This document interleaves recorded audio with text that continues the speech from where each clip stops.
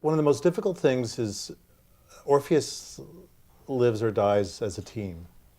And yet that team is made up of individuals, who all have, wonderful careers as teachers and performers, chamber music artists, soloists. And balancing out in the career sense, sort of the needs of the individuals with the needs of the group is really a challenge. And to kind of keep people focused on what is absolutely best for the organization itself.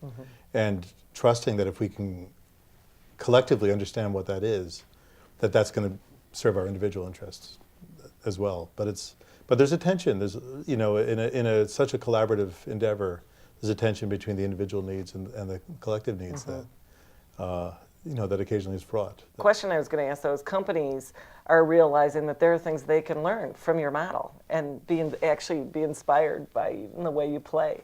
What do you think they're learning from this, and where are they taking it? I think what a corporation can see from our work, there are buzzwords of engagement and inclusivity, flat leadership.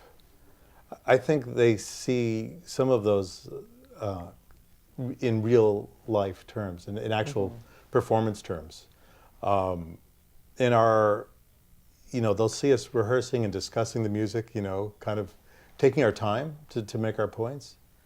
But at the end of a presentation of the Orpheus Institute, they see us perform. And they see that the kind of discursive conversation we might have about the music does get distilled into something that happens in real time under actual pressure. I mean, we are less efficient than a conducted orchestra. We rehearse more. We need to rehearse more to do well what we do.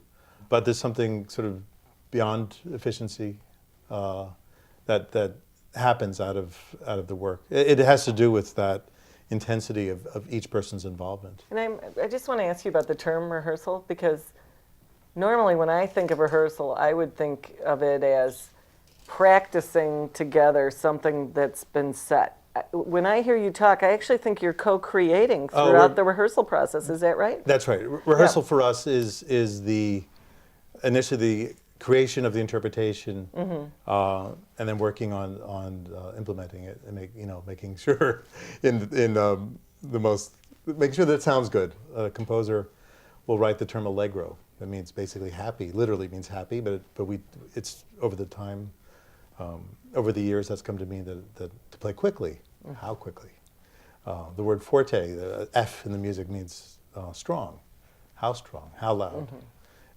And there's so much sort of subtlety that really affects what the music says to the listener. That's rehearsing is really about that.